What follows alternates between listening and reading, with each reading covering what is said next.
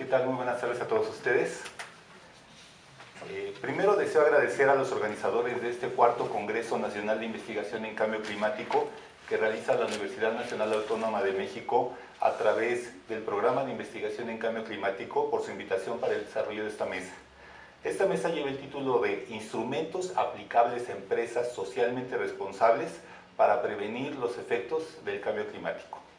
En particular deseo agradecer al doctor José Clemente Ruedas por todo su apoyo.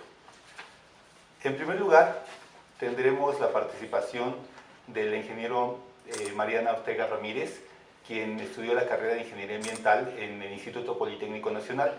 Es actualmente especialista en calidad del aire y cambio climático del Centro Mario Molina para estudios estratégicos sobre energía y medio ambiente. Anteriormente se desempeñó en la Organización de las Naciones Unidas para la Agricultura para la Alimentación y la Agricultura como consultora del proyecto de evaluación y análisis de políticas públicas, SAGARPA-FAO. Fue gerente del proyecto en la consultoría MGM Innova. Ella nos brindará el tema de responsabilidades de las empresas ante el cambio climático. Posteriormente tendremos la participación del ingeniero Daniel Sosa Granados, quien es egresado de Ingeniería Ambiental del Instituto Politécnico Nacional y especialista en energía y cambio climático. El ingeniero Daniel Sosa Granados en el 2008 se desempeñó como ingeniero de proyectos en la Comisión de Estudios del Sector Privado para el Desarrollo Sustentable, CESPEDES, participando en la coordinación del Programa Voluntario de Cuantificación y Reporte de Emisiones de Gases de Efecto Invernadero, Programa GEI México, y en el desarrollo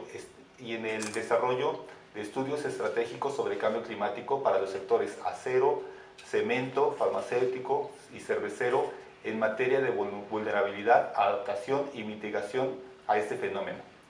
Actualmente, dentro de la Asociación de Normalización y Certificación ANSE, funge como jefe de sustentabilidad, teniendo bajo su responsabilidad las operaciones del organismo de verificación, validación de gases de efecto invernadero y las actividades del organismo de certificación de sistemas de gestión de la energía.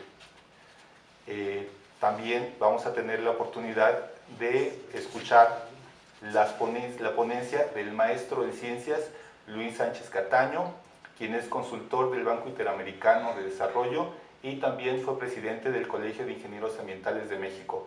Actualmente es socio director de la consultoría Curdazo. A todos ellos, muchas gracias por estar presentes y bueno, escucharíamos la primera presentación de la ingeniera Mariana Ortega Ramírez. Buenas tardes a todos. El título de la ponencia, como ya indicaron, es Responsabilidades de las empresas ante el cambio climático. Más o menos el contenido es así. Voy a hablar un poquito sobre los temas que se tratan o que están involucrados en la responsabilidad social empresarial, cuál es la relación del sector privado con el combate al cambio climático y cómo esto se relaciona con las características de las empresas socialmente responsables. Esto va a llevar un poco a hablar de estrategias climáticas empresariales en torno a una serie de documentos que ha venido preparando Naciones Unidas para que las industrias cada vez más sean parte del combate al cambio climático. Presento algunas preguntas, diagnóstico que ellos proponen sobre responsabilidad climática, sobre diagnosticar si es que las empresas están colaborando con esto. ¿Cuáles son las actividades en torno al desarrollo que están relacionadas con la política climática de la empresa y de las empresas relacionadas con el gobierno? Como para definir estrategias de mitigación y adaptación tendría que tenerse en consideración el objetivo mundial de no sobrepasar los 2 grados centígrados de calentamiento, sobre el método que se propone para determinar el nivel de reducciones necesarios para cumplir con este objetivo, sobre la importancia de tener sistemas de medición, reporte y verificación de cualquier estrategia, Y de este programa internacional Caring for Climate, que está relacionado con el desarrollo de estrategias climáticas en el sector privado, una nota sobre sustentabilidad y las conclusiones. En el marco de la responsabilidad social empresarial, una empresa pues traspasa las obligaciones legales y las normativas de las operaciones ordinarias para dar un enfoque de valor económico, pero con el social y el ambiental. Entonces, esto tiene que ver con el respeto y el cuidado del medio ambiente en torno a todos sus proyectos, programas, procesos. Además, contribuye a la mejora del nivel de vida de su personal, o es lo que se intenta. Se anticipa a las demandas de un mercado cada vez más exigente de una conducta organizacional ética, y es sensible y se involucra en la problemática social y ambiental. Así colabora positivamente con las comunidades de interés y con el desarrollo de la sociedad. Entonces, en este sentido, al ver esto, yo lo encuentro muy relacionado con los objetivos que buscan los programas de acción climática en la política pública, en el respeto al medio ambiente, en la reducción de emisiones, pero cuidando esto, o muy relacionado en la mejora del nivel de vida, porque se trata de desacoplar las emisiones del desarrollo. Entonces tiene mucho que ver. El cambio climático es el desafío de nuestra era. Lo han definido varias organizaciones como el problema más importante que enfrenta la humanidad en este siglo. Y exige medidas que son urgentes y que deben ser integrales por parte de gobiernos, de las empresas, de los ciudadanos, con la finalidad de evitar riesgos y graves daños a la prosperidad, al desarrollo sostenible y a la seguridad en todo el mundo. Luego hablaremos tantitito de desarrollo sostenible. Pero el punto es que desde la década pasada las emisiones han estado, bueno, desde antes han estado aumentando, en la pasada aumentaron 2.2% anualmente, y de seguir con esta tendencia en esta década, se rebasaría la concentración límite de 450 partes por millón, que es la que se supone que nos llevaría hasta no sobrepasar los 2 grados centígrados de aumento de la temperatura al 2050. Entonces, en este sentido, relacionando un poco el sector privado, la responsabilidad social, empresarial y el cambio climático, decir que el sector contribuye un montón con las emisiones de gases de efecto invernadero en el mundo. Fue 75% de las 10 megatoneladas que incrementaron anualmente en la década de 2000 a 2010, principalmente derivadas del suministro de energía y de la industria. Pero a la vez, o sea, frente al problema, el sector también es motor de innovación y de cambio tecnológico. Entonces un poco tiene el problema y tiene parte de la respuesta. Pero se ha documentado que no es fácil que el sector involucre la temática del cambio climático a sus procesos. De una encuesta que se realizó a 72 empresas, se destaca que la información sobre el cambio climático es difícil de incorporar en los planes de negocio debido a la incertidumbre sobre la magnitud, la escala de tiempo y la localización precisa de los impactos.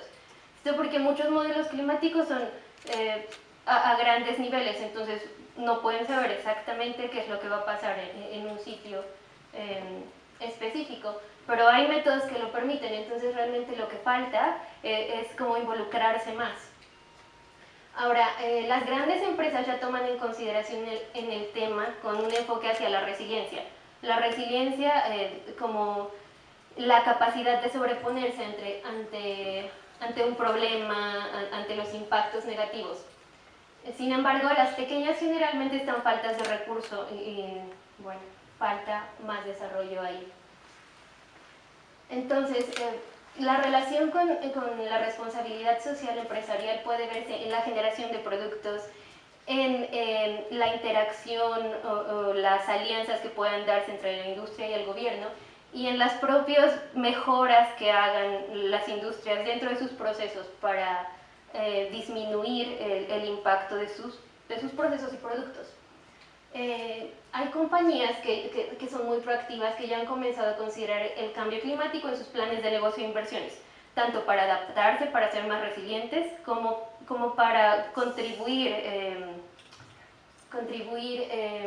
no obligatoriamente, sino con la mitigación, ¿no?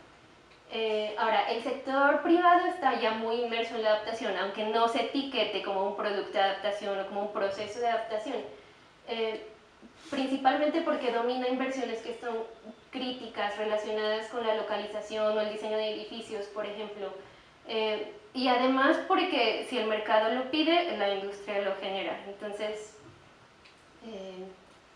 bueno, eso está. Ahora, al 2030 se espera que el 40% del financiamiento climático que se va a necesitar para el desarrollo de procesos que tienen que ver tanto con mitigación como adaptación va a provenir del sector privado. Y esto nos lleva a pensar que, bueno, van a tener que darse muchas alianzas entre los programas de acción climática locales, como proyectos de política pública, con las estrategias de acción climática que tomen las empresas. Y eso es muy importante, realmente se busca. En el marco de esto, de asociarse con el gobierno, el sector privado es un medio para movilizar recursos financieros, capacidades técnicas y apalancar los esfuerzos, para promover la participación de la sociedad civil, de comunidades para desarrollar capacidades adaptativas. Les cuento que de un programa de acción climática en el que tuve la oportunidad de participar al desarrollar el diagnóstico sobre educación y comunicación, nos dimos cuenta que los niños, los ancianos, digamos que había los medios para llegar a ellos, pero que las personas que están en la edad productiva, que están en los trabajos, realmente no les estaba llegando información, y ese sector que está tomando las decisiones día a día no estaba enterado de lo que se quería transmitir, ¿no? Entonces, a través de las industrias o de las empresas podrían ser un medio para atacar esta problemática. A través de ellas podría difundirse conocimiento, participar en estrategias de educación y comunicación de programas de acción climática locales, y sería muy bueno. Eso tendría que ver con responsabilidad social empresarial, más allá el sensibilizar a los empleados de la problemática en que vivimos y de las acciones que podemos tomar en el día a día. Y sigue vigente. Naciones Unidas, a través de uno de sus programas, viene promoviendo el que las industrias se involucren y participen, como un poco dirijan la toma de decisiones en cuanto a mitigación y adaptación en el sector. Nos lleva esto un poco a hablar de la necesidad de una estrategia climática empresarial, que serviría, en principio, empezaría por un diagnóstico y serviría para entender y gestionar los riesgos climáticos esperados o probables, y que conllevaran a las empresas a incrementar su resiliencia.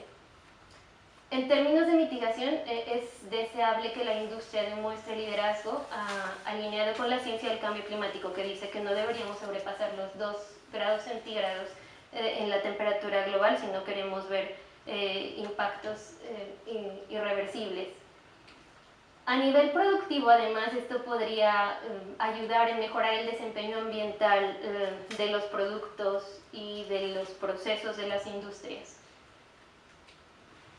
Más del 80% de las compañías más grandes del mundo ya han adoptado compromisos de reducción de emisiones de gases de efecto invernadero, entonces eso está en marcha, pero queda por hacer. Estas preguntas, digamos que son las que nos darían un diagnóstico rápido sobre si la empresa tiene responsabilidad climática.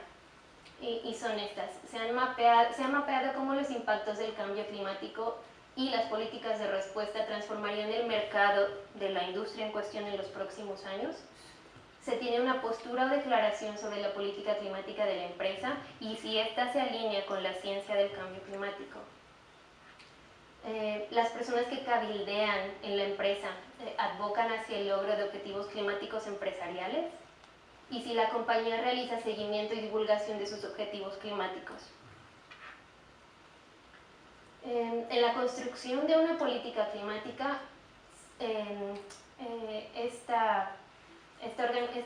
este ente de Naciones Unidas, Global Compact, señala 5 elementos principales y 3 acciones prioritarias a considerar cuando se construye la política climática.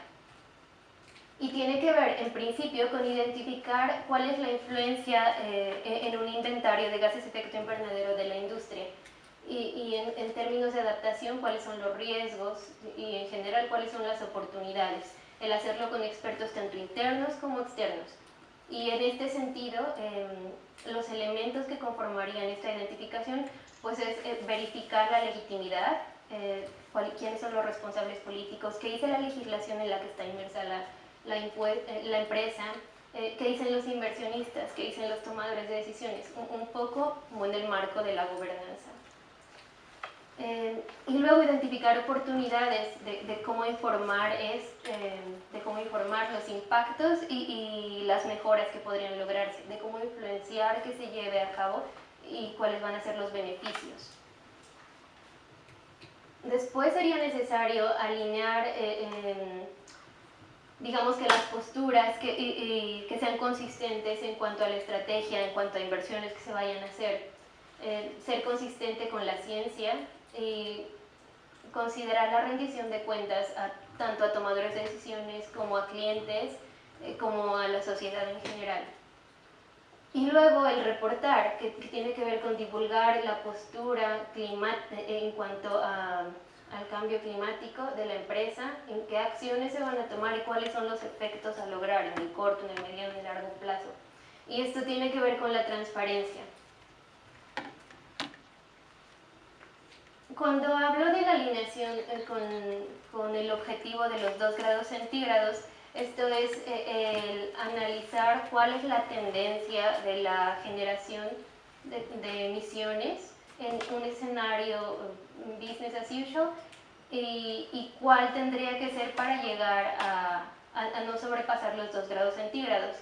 Esta sería, digamos que la línea base, esta sería hacia donde queremos llegar, el escenario de reducción, y entonces estas serían las emisiones a reducir. Esta es la gráfica para el escenario global.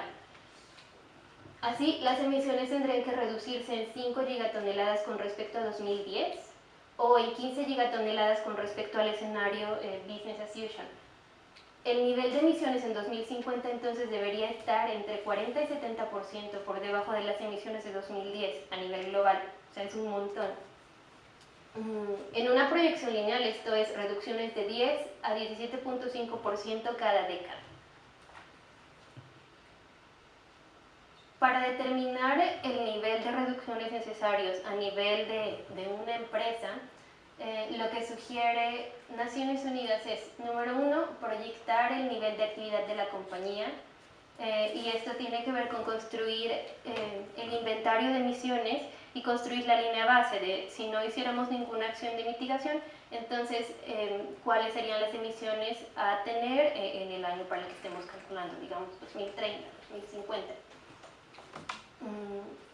Como segundo punto sería necesario identificar cuál es el nivel de emisiones que tendría que lograrse, o sea, cuánto tendría que reducirse para ser compatible con los 2 grados centígrados. Y bueno, para esto la misma entidad ha venido desarrollando una metodología que justo en septiembre pasado se puso a discusión en consulta pública. Entonces hay 2 métodos para identificar cuál es el nivel de emisiones. En la siguiente lámina les voy a hablar un poquito de uno de ellos.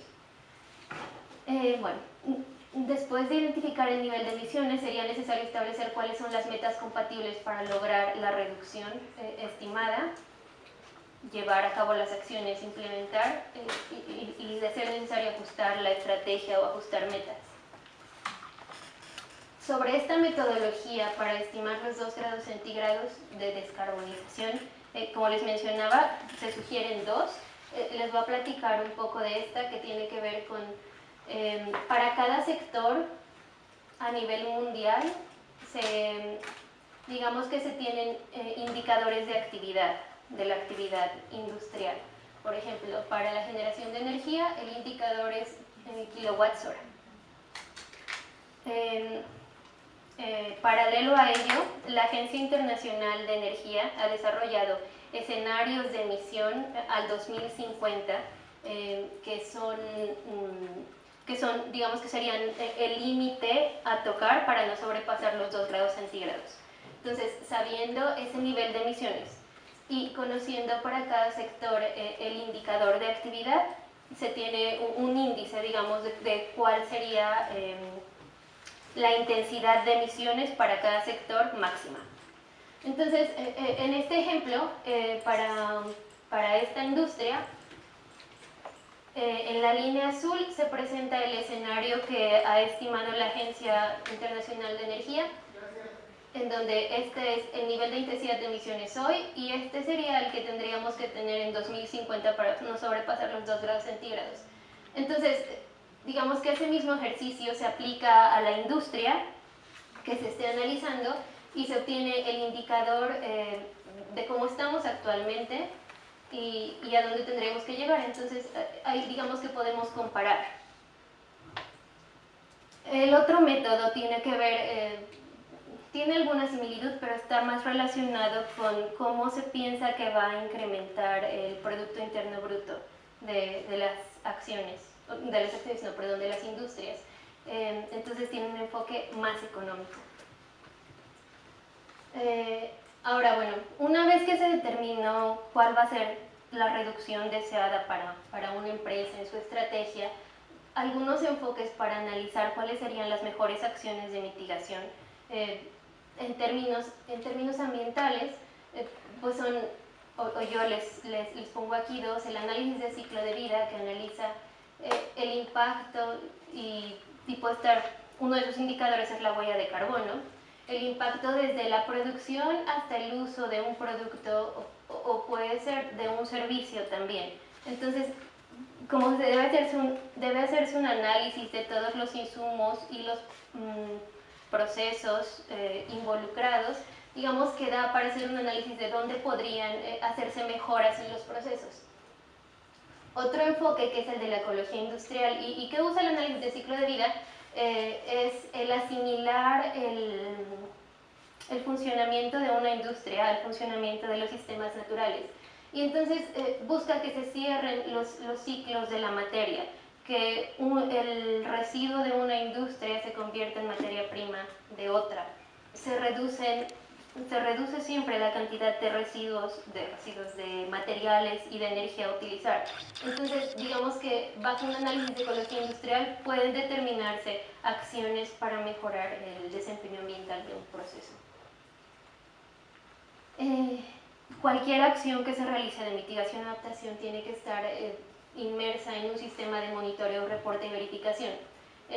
Los sistemas MRV son sistemas de gestión del conocimiento de las emisiones y del avance con respecto a las acciones, de cómo vamos logrando las metas que nos proponemos, para que si hay problemas veamos dónde tenemos que solucionar cosas para que lleguemos a los objetivos planteados. No hay indicadores obligatorios establecidos, siempre dependen del proyecto, del programa en cuestión. Lo que quiero enfatizar es que siempre hay que tenerlo, porque si no se mide no se puede controlar.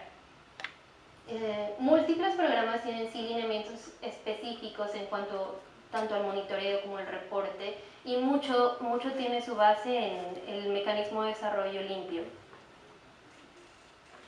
Sobre este programa de Naciones Unidas de Caring for Climate, pues decirles que fue lanzado en 2007, que es la iniciativa climática más grande a nivel mundial que involucra a la industria. Tiene 400 signatarios y participan 65 países. Y los participantes se comprometen a colaborar en dar forma a la política del cambio climático. Entre sus objetivos estratégicos está el movilizar a las empresas a nivel global, a promover una economía resiliente y baja en carbono a través de sus productos, servicios, cadenas de proveeduría, y a moldear el consumo y la actitud pública. Entre sus responsabilidades o a lo que se comprometen también es a informar a la agenda política del cambio climático sobre ejemplos de prácticas exitosas que han logrado. Y casi finalmente, una nota sobre sustentabilidad. El concepto es bien conocido, pero yo creo que a veces no se usa muy a la ligera el término. El desarrollo sustentable logra satisfacer las necesidades de las generaciones actuales sin comprometer la habilidad de las generaciones futuras para satisfacer sus propias necesidades. Esto está muy relacionado con la clasificación de los recursos naturales, donde tenemos renovables, potencialmente renovables y no renovables. Los renovables son aquellos que siempre pueden regenerarse, y ejemplos de ellos son las mareas o el viento. Los potencialmente renovables están ahí, pero si no se cuidan, pueden perderse en algún momento. Son el agua, el suelo, la flora y la fauna. Y los no renovables son pues, el petróleo, los recursos fósiles, algunos minerales. Y digo que está relacionado porque usamos sustentabilidad para decir de un proceso sustentable o de una empresa sustentable, pero realmente solo sería sustentable si no usara recursos no renovables. Porque los recursos no renovables nunca en una era climática se van, en una era humana se van a regenerar. Entonces, al consumirlos, estamos comprometiendo el uso que le pudieran dar las generaciones futuras.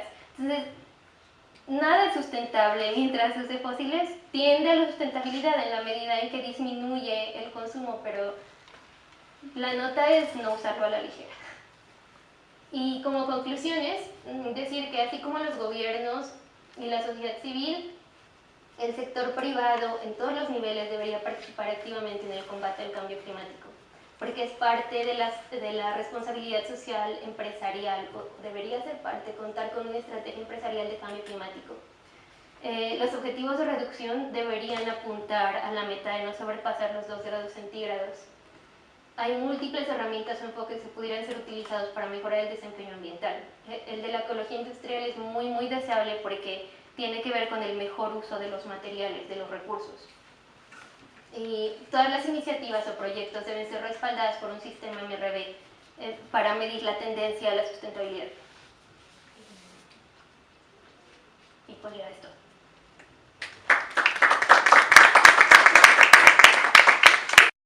Por la invitación y por el espacio que nos brindan para poder compartir algunas de las perspectivas que también desde la Asociación de Normalización y Certificación tenemos y llevamos a cabo para impulsar justamente la aplicación de algunas herramientas que, como comentaba Mariana hace un momento, ayudan a las organizaciones a tener insumos que permitan reforzar estas características de responsabilidad social que actualmente se están comenzando a adoptar.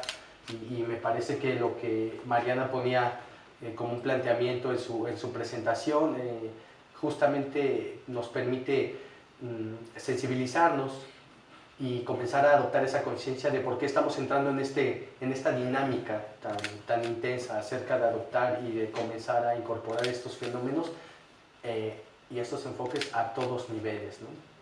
Yo particularmente les hablaré sobre lo que es la adopción de un enfoque de energía y cambio climático como herramientas de responsabilidad social y empresarial.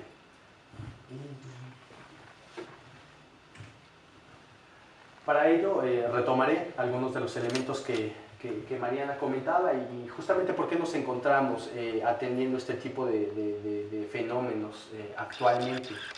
Porque estamos enfrentando un entorno en el que predominan regulaciones en materia de cambio climático, porque estamos comenzando a encontrar que las organizaciones visualizan el impacto de sus operaciones ya no en el común denominado puerta a puerta, sino ya en los extremos de su cadena de valor. Y es algo que Mariana comentaba hace un momento, ¿no? Esta necesidad de comenzar a visualizar el fenómeno de una manera integral, ya no solamente de una manera introspectiva. Asimismo, ¿a qué ha llevado todo esto? Y es algo que no podemos ignorar cuando se abordan estos temas desde la perspectiva de las empresas. Esto impacta muchísimo y tiene como consecuencia ya sea el incremento de costos o la posible pérdida de ventas. Son dos situaciones que están impactando de manera muy directa al sector y también eso los está impulsando a adoptar estas medidas. Asimismo, al mismo tiempo de que organizaciones no gubernamentales o inversionistas, existe cada vez un sector más amplio preocupado por saber qué están haciendo las organizaciones en esta materia.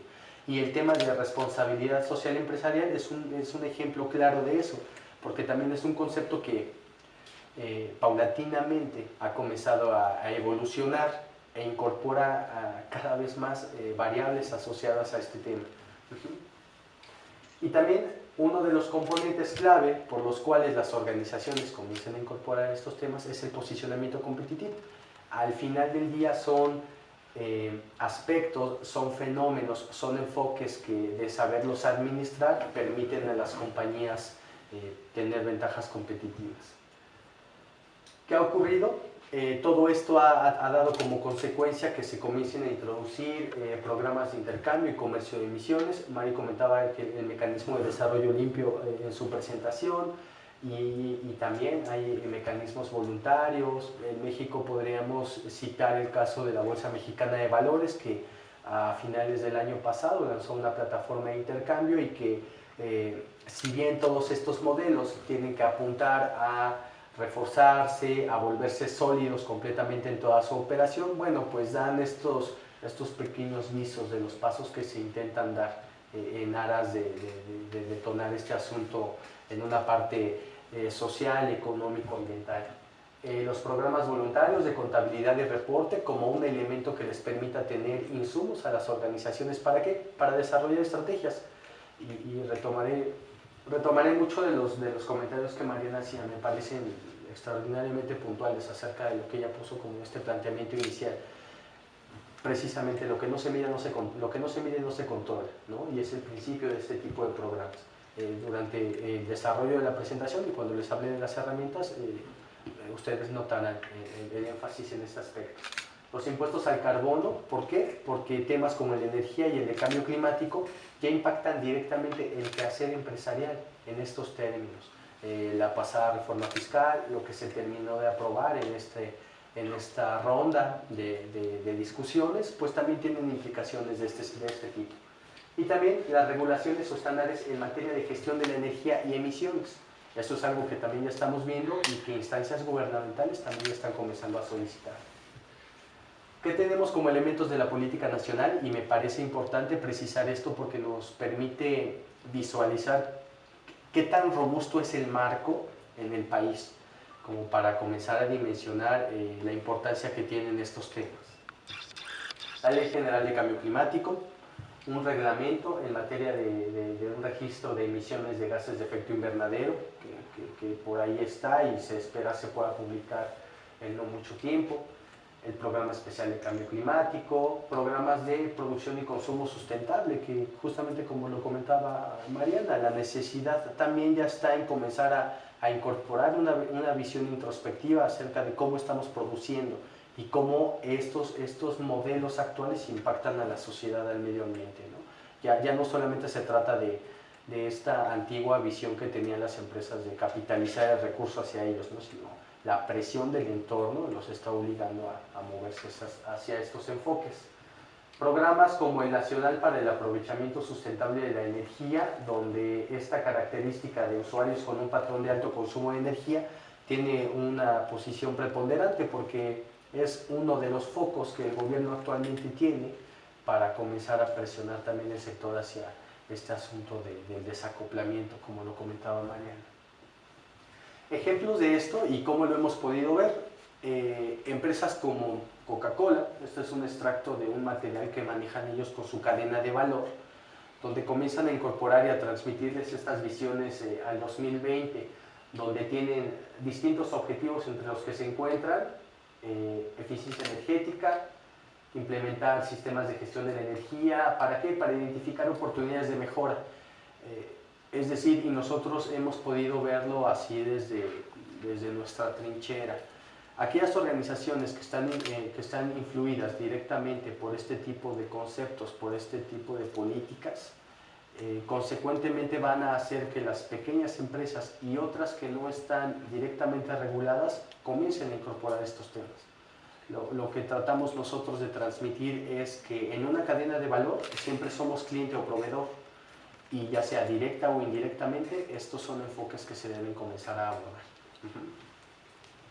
¿Qué tiene Coca-Cola como parte de esta visión? Tiene un asunto de reducción de su huella de carbono, que es este impacto o este costo que tiene en materia de emisiones de gases de efecto invernadero para la producción de bienes o servicios, y un componente de eficiencia energética también.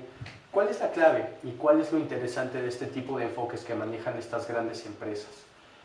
Coca-Cola reúne a sus proveedores y les comenta que para que ellos puedan lograr estos objetivos, la responsabilidad está en la cadena de valor.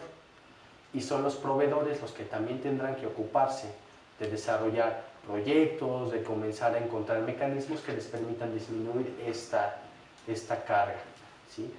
Es aquí donde me parece que encontramos un ejemplo muy claro de cómo se está comenzando a mover este fenómeno.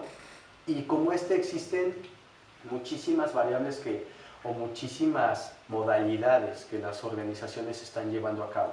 Hay otras organizaciones muchísimo más coercitivas que ponen estos componentes de gases de efecto invernadero, mitigación, como un factor para poder cerrar alianzas comerciales. Hay empresas que para que tú puedas ser proveedor necesitas reportarle tus emisiones para que a la postre tú puedas obtener el pago por los servicios que prestas, ¿no? Y situaciones por el estilo comienzan a detonarse, por eso es que es muy importante que lo comiencen a visualizar las empresas. ¿Cuál es el desafío? Y ya lo veíamos hace un momento en la presentación de Mariana. Históricamente hemos transitado en estos conceptos de sustentabilidad, desarrollo sustentable. En esta mesa le estamos abordando desde la perspectiva de la responsabilidad social empresarial, pero al final del día la misma responsabilidad social obliga a dimensionar y a tener perfectamente claros estas tres variables, ¿no?, de las que ya hablábamos: social, económica y ambiental, de tal suerte que estos dos conceptos, estos dos modelos son recíprocos en su desarrollo, tienen realmente una raíz. Justamente lo que buscamos con enfoques como la responsabilidad social, la propia sustentabilidad, entendiéndose como un enfoque, un concepto único, es tener esto, una visión de largo plazo, ¿sí? ¿Cuál es el reto entonces para las compañías que están comenzando a visualizar esto? Mejorar sus capacidades y su comprensión en torno a lo que ocurre. Decíamos ya hace un momento, no se trata de lo que ocurre en el puerta a puerta, sino de visualizar cómo impactamos en el entorno. ¿Cómo se visualiza esto en una estrategia? Precisamente comenzar por medir, conocer cuál es el impacto y comenzar a transitar en una curva de madurez hacia identificar objetivos de reducción, definir líneas base, que son estos escenarios que Mariana describía, y poder apuntar justamente a qué, al monitoreo, la evaluación de resultados, para alcanzar estos ahorros económicos, eficiencias energéticas, reducción de emisiones, que si bien podemos visualizar aquí impactos primarios, pues consecuentemente tienen también un aporte en el factor social y en el factor ambiental. Y buscando justamente esta visión de mediano y largo plazo, el sistematizar y el estandarizar. Hoy en día también hemos encontrado que el sector es muy dinámico y una de las necesidades puntuales que tienen es asegurar que las prácticas que hoy están realizando permanezcan a lo largo del tiempo. Ese es otro de los grandes retos que tiene el sector en todo su entorno. Hemos vivido recesiones económicas, crisis que amenazan estos modelos y también impulsan y obligan a los sectores a identificar siempre nuevos modelos de producción, alternativas de reducción, porque algo sí está comprobado, y es que el ser humano se mueve solamente por presión y por necesidad, y eso es lo que nos obliga a adoptar este tipo de fenómenos, ¿no? Pero ¿qué debemos asegurar? Que más allá del personal, más allá de quién lo está ejecutando, la práctica sea la que permanezca, ¿sí?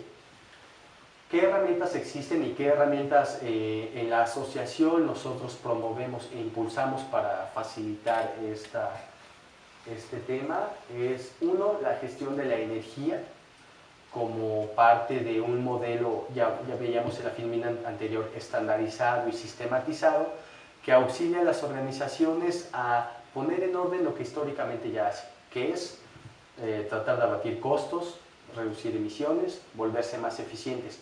Pero todo esto ya bajo un concepto que es el de desempeño energético. porque algo muy importante también, y nos parece que siempre debemos cuidar, transitamos en una línea muy delgada, ¿no? En la que de pronto ser radicalmente volcados hacia un factor meramente ambiental podría ver amenazada la productividad de un sector, y la productividad es finalmente lo que nos lleva al desarrollo como sociedades. Entonces refiero a esto como una línea muy delgada porque debemos buscar ese equilibrio. Esto, Mariana lo comentaba bien hace un momento, es desacoplar las emisiones, es lo que históricamente hemos escuchado como ecoeficiencias, ecodiseños, sustentabilidad, crear modelos de producción que nos permitan tener ese equilibrio, ¿no? Debemos crecer, pero al mismo tiempo debemos buscar estas alternativas para hacer que nuestros impactos sean los menos posibles, ¿sí? Esto ayuda a la gestión de la energía, permite sentar una base metodológica para que las organizaciones puedan poner en orden una práctica que ya hacen históricamente, pero que también les permita visualizar un abanico de oportunidades a distintos niveles de esfuerzo y a distintos niveles de inversión económica. Para eso, ¿qué tipos de herramientas existen? Y Mariana comentaba algo que es muy cierto. Una de las barreras que enfrentan las empresas es el costo de incorporar este tipo de acciones. Algo que se busca hacer es poner a disposición del sector herramientas, metodologías que les permitan con sus propios recursos comenzar a incorporar estas variables en lo que llegan a un punto de quizás solicitar apoyo externo o en lo que llega el momento de realizar inversiones ya más fuertes, ¿sí? Manuales como estos de implementación de sistemas de gestión de la energía que están disponibles públicamente, particularmente en la página de la CONUE. Desarrolla todo un modelo para desarrollar e implementar estos sistemas de gestión de la energía en las empresas, que se caracteriza por un modelo integrado de esta naturaleza. Una organización que busca evaluar su desempeño energético y mejorar su desempeño a través de ¿qué? De conocer el uso de su energía, de conocer la eficiencia que poseen y los consumos. Es importante en dónde y cuánto se está consumiendo, para poder llegar ¿a qué? A objetivos, a metas, a través de centrarse primero en los usos significativos y desarrollar indicadores. Y aquí hay algo muy importante, no nos pusimos de acuerdo, pero hablamos al final del mismo tema y Mariana lo ponía en la mesa. Esto debe estar alineado a la filosofía organizacional. Eso garantiza, volvemos a lo mismo, permanencia en el negocio. Debemos asegurar esa congruencia entre lo que estamos haciendo, lo que decimos y hacia donde aspiramos llegar, ¿sí? Eso busca este modelo de manera integral. Por otro lado, ¿qué también existe? Porque el uso y consumo de energía está directamente relacionado con esto, que son las emisiones de gases de efecto invernadero.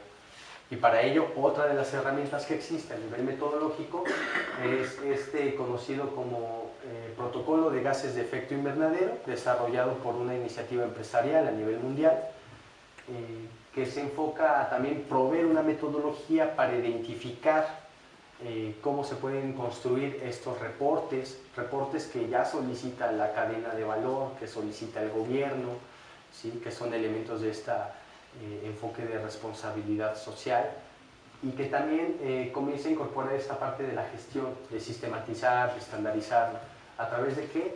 De normas, como la ISO 14064, donde los datos sobre emisiones directas e indirectas pues juegan un papel preponderante para construir este tipo de informes. ¿A qué se llega? A definir los límites sobre los cuales se van a construir estos documentos y comenzar a desarrollar una base documentada para garantizar la permanencia de las acciones. A nivel de la verificación, precisamente todos estos datos y todas estas acciones al final del día van a converger en esta necesidad. Necesitamos ya asegurar que lo que se está haciendo y lo que se está midiendo y lo que se está logrando es realmente lo que se reporta y lo que se comunica. Es por eso que también en un entorno de responsabilidad social, esta parte de la autodeclaración estamos viendo que ya no es suficiente, ya comienza a existir esta necesidad de ser evaluado por una tercera parte independiente. Como estrategia, 3 pasos, que el primero es el desarrollo de capacidades, a través de aprender a cuantificar, aprender a medir un desempeño energético, aplicarlo a través de consolidar un reporte y desarrollar un sistema de gestión de la energía y consolidar los resultados a través de una certificación o una verificación. ¿Sí? Esto en 3 pasos sería la ruta que se sugiere puedan seguir las organizaciones para incorporar este tema. ¿Por qué? Ya lo veíamos, hay una exigencia de los compradores, hay programas internacionales que así lo piden y también sirve para tener datos sólidos hacia los consumidores. ¿Sí? Todo esto se traduce en ahorros de costos, mejora las credenciales de las empresas, hay una diferenciación de productos. Al final todos estos componentes se deben comenzar a enlazar de esta manera. ¿Sí? ¿Qué tipo de empresas?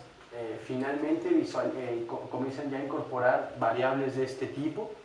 Pues aquí están algunas que son muy grandes y que consecuentemente van a comenzar a incorporar una cadena de valor. Mariana lo decía bien, la necesidad está, actualmente existen algunas herramientas, el punto crítico está en generar ese engrane, ese hilo conductor que permita a las dos partes saber que pueden transitar hacia este tema, ¿no? Como conclusión, integrar una visión que combine la gestión de emisiones y la gestión de energía como parte de la responsabilidad social va a representar una variable de éxito en el corto, mediano y largo plazo para el sector. Al final, el SANSE es un organismo que hace normas y evalúa la conformidad y pues para cualquier situación estamos a sus órdenes también. Muchas gracias. La responsabilidad social empresarial implica, como explicaron nuestros ingenieros ambientales del POLI, que las empresas puedan tener una estrategia de mitigación en correspondencia a su consumo de energía, a sus indicadores de uso de recursos naturales. Pero en realidad en México, y como lo estamos viendo en la mayoría de los países en vías de desarrollo, el principal reto del cambio climático no va a estar en la mitigación, va a estar en la adaptación, ¿no? Porque de aquí en adelante nosotros vamos a ser la generación que está aprendiendo a vivir con el cambio climático, ¿no? Ya acabó la temporada de lluvias y hoy está cayendo un aguacero de esos históricos en Ciudad Universitaria, cuando en otros años ya este era un fenómeno atípico, ¿no? Entonces, hoy, 20 de octubre, estamos aquí en el Centro de Ciencias de la Atmósfera, hablando del cambio climático, y lo podemos ver simplemente al mirar por la ventana, ¿no? Esta presentación corresponde a servicios que a nivel del mercado de seguros están empezando a desarrollarse y viene de la necesidad de utilizar información científica para informar a las empresas y especialmente a los responsables de la infraestructura que es vulnerable frente al cambio climático, sobre qué instrumentos pueden tener para aumentar su resiliencia y tener la capacidad de adaptarse y de responder en el caso de eventos asociados al cambio climático. Bueno, entonces, en realidad el término resiliencia proviene de la ecología como la capacidad de los sistemas naturales para recuperar su funcionalidad. Acá enfrente en la Facultad de Ciencias, pues eso lo ven en varios semestres, ¿no? Le dicen también homeostasis, que es la capacidad de los sistemas biológicos para regresar a su estado de funcionalidad una vez recibidos impactos posibles. Este término, pues ahora se usa, ya lo manejamos también los climatólogos que estamos asociados a la gestión del cambio climático. También como se ha hecho en ingeniería y incluso en otras áreas del conocimiento, ¿no? Pero ya es parte del lenguaje que ahora tenemos que usar porque corresponde a lo que queremos ver en los sistemas sociales frente los riesgos del cambio climático. De hecho, la Ciudad de México forma parte de la iniciativa internacional de 100 ciudades resilientes, que tiene un apoyo de la Fundación Rockefeller, que entiende esta propiedad como la capacidad de los individuos, las comunidades, las instituciones, las empresas y los sistemas dentro de una ciudad para sobrevivir, adaptarse y crecer, no importa qué tipo de estrés crónico y las crisis agudas que experimentan. O sea, en esta etapa del antropoceno, en realidad corresponde a la capacidad que queremos ver en los sistemas sociales para adaptarse al medio ambiente que incluye mayores amenazas. Bueno, entonces, por experiencia se ha dividido, digamos, en estos 4 aspectos lo que corresponde a la resiliencia de una ciudad. Se desacomodó un poco, pero es por una parte la disponibilidad de recursos financieros y de fondos de contingencia para que la economía y la sociedad puedan volver a restablecer, ¿no?, su funcionamiento como es habitual. Lo hemos visto y lo vemos cada temporada de huracanes en México, con aquellas comunidades y lugares que reciben el impacto de huracanes, o a nivel menor, digamos, en aquellas también comunidades, lo vemos en la ciudad, también en la zona metropolitana del Valle de México, con los episodios de inundaciones que algunas zonas de la ciudad tienen. Y entonces, bueno, ¿de qué depende esa capacidad de respuesta?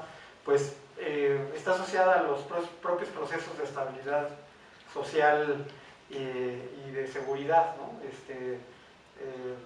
México, por ejemplo, también ante las contingencias de seguridad que tenemos, pues hemos visto que tenemos elementos que nos ayudan como sociedad a adaptarnos a pesar de los problemas de seguridad que tenemos, y muchas veces a pesar de quien tiene que tener el principal papel en ese tema, ¿no?, que es el Estado. Pero aún así, pues lo vamos a ver en forma similar en el cambio climático, cómo estos sistemas deben tener esa capacidad de restablecer su funcionalidad.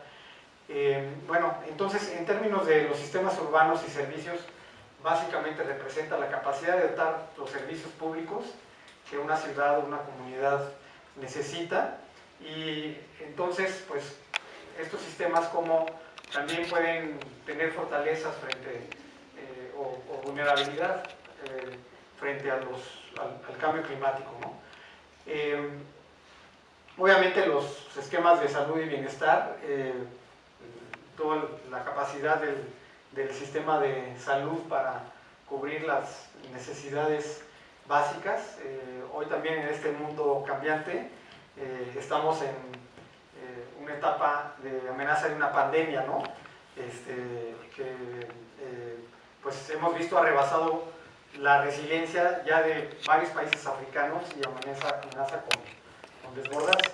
Bueno, el último elemento que dejé, pues es en este momento el más importante, porque estamos aprendiendo a desarrollar elementos de liderazgo y estrategias, sobre todo de mediano y largo plazo, para que los sistemas sociales puedan adquirir esta capacidad de resiliencia, sobre todo las ciudades, pero también las empresas, ¿no?, como organismos sociales. Entonces, bueno, quienes estudian estos procesos han detectado estas 7 propiedades o características de la resiliencia, en donde en realidad se requiere ser flexible y ser redundante, ser ingenioso, inclusivo, integrado, robusto frente a las propiedades que hacen que los sistemas sociales puedan ser más resilientes. Por ejemplo, frente a los riesgos en los que vivimos actualmente, entendemos que estamos en medio de amenazas de largo plazo, como es el aumento del nivel del mar o otros procesos asociados al cambio climático, como puede ser la escasez de agua, la escasez de energía o la escasez de alimentos, que se convierten en shocks inmediatos, ¿no? En cuanto a las comunidades, y que es lo que puede romper las características de funcionalidad. A ver, rápidamente una encuesta. De estas características que tenemos aquí escritas, de inundaciones, ondas de calor, accidentes por materiales peligrosos, tormentas, tsunamis, terrorismo, brote epidemiológico. Todos tienen que votar, ¿eh? Brote epidemiológico. ¿Nadie? ¿No le tienen miedo al ébola? Protestas, manifestaciones. 1, 2, 3, 4, 5. Y terremotos. 1, 2, 3, 4. Bien, pues sale muy... o sea, tuvimos en primer lugar, bueno, empatados, ¿no? Protestas, manifestaciones con inundaciones y luego terremotos. Generalmente es más o menos el resultado que, bueno, entre terremotos e inundaciones respecto de los riesgos naturales, ¿no? De lo que percibimos en ciudades de la zona centro del país. Bueno, vamos a ver entonces cómo es de qué depende la capacidad de respuesta, ¿no? De las empresas y los sistemas sociales. Esta parte me voy a ir rápido porque ni modo que venga aquí a decirles de ciencias atmosféricas al Centro de Ciencias de la Atmósfera. Aparte, pues mis maestros, el doctor Bravo, la doctora Amparo Martínez, Carlos Gay, etcétera, no me lo perdonarían. Así que me voy a ir rápido. Esto realmente es información que, si la ven, la voy a pasar así como en película, porque es lo que presentamos en audiencias empresariales para explicar el fenómeno de cambio climático, ¿no? En particular, bueno, me voy a detener un poquito nada más en esta porque es la que, en mi perspectiva, aquí con mis colegas del Centro Mario Molina, refleja mejor ese mito de la discusión de si la tendencia del cambio climático es un proceso planetario que tiene sub y bajas. Nada, aquí está lo que es, en términos del forzamiento radiativo, o sea, en watts por metro cuadrado, los cambios que habían ocurrido en la época del desarrollo industrial, ¿no? Y se ve que obviamente pues, los gases de efecto invernadero son los mayores. Ahora el doctor Mario Molina y otros científicos nos están diciendo aguas con estos porque los contaminantes de vida corta los subestimamos e incluso parece que son más altos, ¿no? Su potencial. Y bueno, frente a otros que puede ser la presencia de aerosoles, la cobertura en tierra, y bueno, por ejemplo los cambios en la radiación solar, ¿no? Y las emisiones de los volcanes. Bueno, entonces me voy rápido con simplemente cómo explicamos frente a audiencias del sector privado, pues la tasa tan increíblemente rápida del cambio climático que estamos experimentando y las posibles proyecciones del panel intergubernamental, y sobre lo que comentaba Mariana, pues de la equivalencia, ¿no? De la estabilización, lo que significa, digamos, en términos climáticos, las concentraciones en partes por millón del principal indicador, que es dióxido de carbono, y cómo hemos ido rebasando los umbrales que nos hemos puesto. Apenas el año pasado pasamos los 400 partes por millón, ¿no? O sea, ese hito que mencionaste, pues ya se quedó atrás. Y ahora estamos viendo si van a ser 2 o más de 2 grados, ¿no? Que depende de cómo la Tierra se adapte a lo que está, pero realmente lo que estamos viendo es que esto pues no se va a estabilizar hasta que realmente logremos subir esta agenda a las esferas políticas del mayor nivel, ¿no? Y bueno, ahorita nosotros discutimos, bueno, pues tal vez se establecen 550, 600 partes, pero sería casi cambios mayores a 4 grados centígrados que van a ser catastróficos, ¿no? en muchos aspectos. Pero bueno, digamos, esta correlación que hay entre la concentración de partes, es decir, expresada en partes por millón de dióxido de carbono y los cambios que se esperan. Y ya en 3 grados o más, que es lo que vamos a ver, a pesar de la incertidumbre que existe, es que pues estos son los procesos que vamos a ver más, ¿no? Ahora, ¿cómo vamos a usar esa información? Pues en mi caso, como consultor ambiental, digamos cercano a la información que produce el Centro de Ciencias de la Atmósfera, yo utilizo el Atlas de Vulnerabilidad elaborado aquí por el doctor Magaña y otros. ¿Quién no ha participado en el Atlas de Vulnerabilidad? ¿Algunos de ustedes participaron? ¿No? ¿No son de aquí ustedes, del Centro de Ciencias de la Atmósfera? ¿Sí? Nosotros, bueno, del programa de cambio climático, yo sí he utilizado el Atlas de Vulnerabilidad como tal, pero no he participado, solo trabajo directamente con Jorge Escandón, que él también colaboró con el Atlas. Ya, bueno, bien, en relación, aquí quiero, bueno, que podamos compartir la información de este mapa, porque habla también de la complejidad de lo que comentaban los ingenieros en relación a cómo la información de cambio climático, siendo dispersa y con incertidumbre, no permite dar a conocer con precisión dónde van a ocurrir los riesgos y quién los debe de pagar.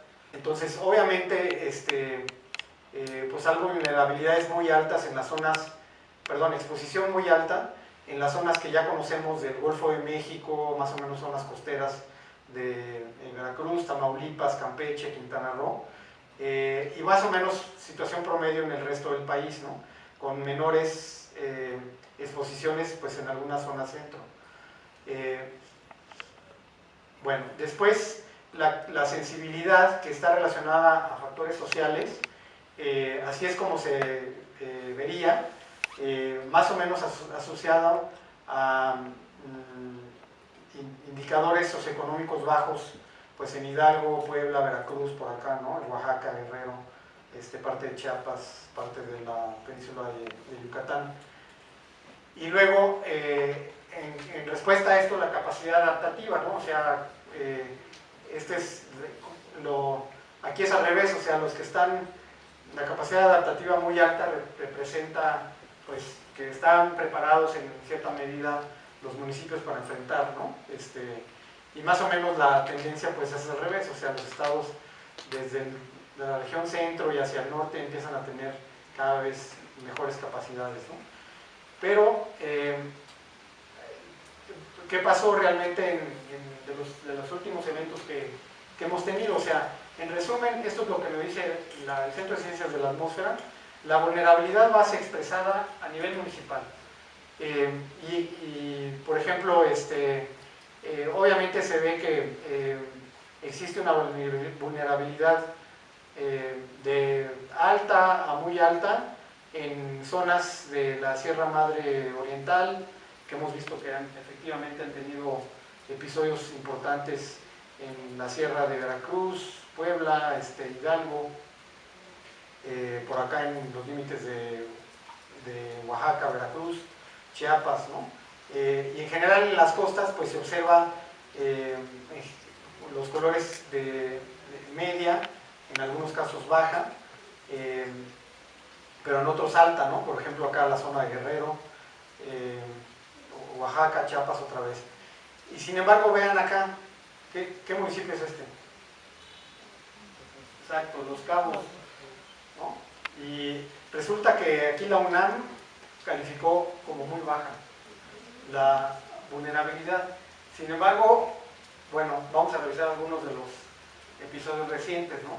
Y eso es precisamente lo que explicabas, Mariana, de la dificultad de cómo llevar información general a actores específicos sociales, ¿no? Como que son empresas o gobiernos.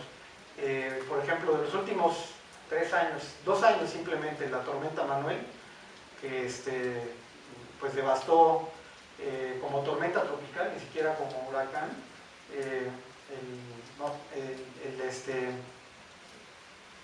parte de, bueno, y estas son las situaciones que hemos empezado a ver, ¿no?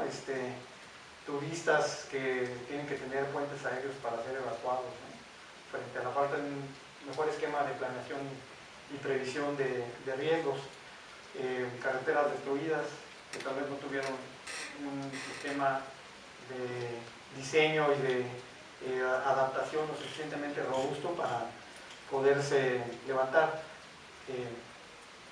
y la falta de planeación, ¿no? Este problema que pues, lo vemos todavía vigente, que no sigue sin resolverse. Igual en el huracán Odile, a pesar de la vulnerabilidad muy baja estimada por el Centro de Ciencias de la Atmósfera, pues aquí están los efectos en una comunidad que hacía mucho tiempo que no experimentaba un huracán como le tocó, ¿no? A Los Cabos, que realmente ahí efectivamente la capacidad adaptativa aparentemente por el nivel económico era buena, sin embargo vimos que el tejido social se desquebrajó totalmente, ¿no? Y eso porque los programas de protección civil simplemente no funcionaron, a diferencia de la península de Yucatán, que tiene más capacidad porque tiene una propensión más fuerte y han recibido más huracanes, y ya en Cozumel, en Cancún están más habituados y saben qué hacer, ¿no? Aquí realmente esto cambió la vida es decir, afectó la vida de miles de personas.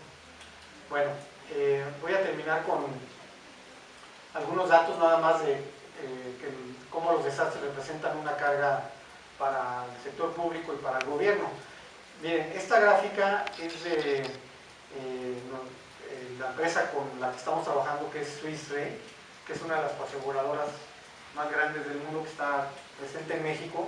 De hecho, ellos son quienes han contratado el programa de reaseguro del FONDET, el Fondo de Atención de Desastres, que es un coaseguro, no recuerdo bien la cifra, pero son un orden 50,000 millones de pesos o de ese orden de magnitud, ¿no? Que es lo que contrata el gobierno mexicano para tener la seguridad de que va a poder responder en el momento que sea necesario, ¿no?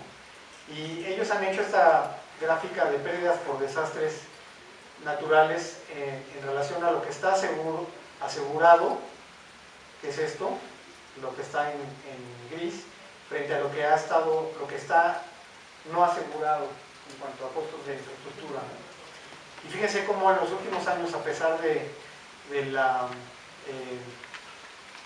pues del fenómeno del cambio climático, todavía no vemos esta respuesta empresarial de ver que haya un mejor nivel de cobertura social frente a los riesgos financieros. Por ejemplo, el más alto aquí es un tsunami, fue las pérdidas asociadas al tsunami en Japón, ¿no? Pero vean el orden de magnitud, esto está dado en millones, bueno, para nosotros serían miles de millones de dólares, ¿no? De todas maneras sigue siendo así, son cifras pues impresionantes, o sea, con que nos den el 0.000% para adaptación de esto, puede ser relevante, ¿no? O sea, solamente el año pasado fueron casi 100,000 millones de dólares, ¿no? Lo que a nivel mundial el mercado de seguros no reconoció como pérdida, pagando solamente como 35.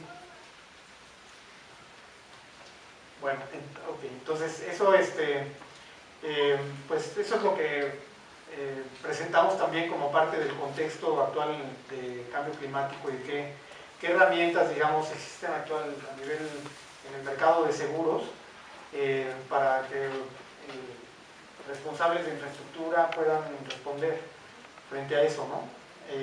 Ya no me puedo detener mucho en eso, simplemente pues presentar que estos riesgos van a seguir creciendo y es muy importante para las empresas sí tener una estrategia climática, pero que considere no solamente los aspectos de mitigación, sino también de adaptación. Por ejemplo, es el aumento de los mayores escenarios de pérdidas. Fíjense cómo en el caso de Norteamérica, estos son los datos estimados de pérdidas asociadas a ciclones, es decir, huracanes, tormentas invernales,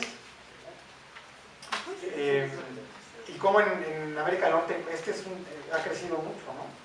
Y empieza a ser lo que antes era el riesgo prevaleciente, que eran los terremotos, ahora ya son los fenómenos hidrometeorológicos, ¿no? Y eso es una parte de la consecuencia del cambio climático.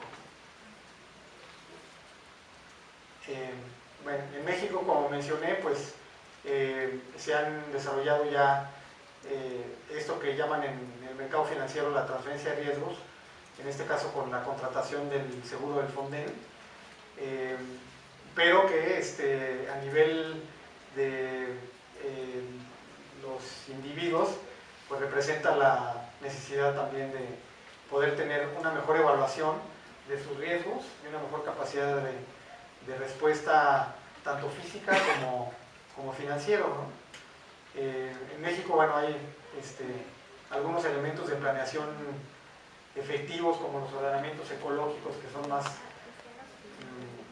más conspicuos ahora, pero realmente de esto vamos a seguir viviendo en los próximos años. Aquí está el grupo que se encarga de eso en mi empresa.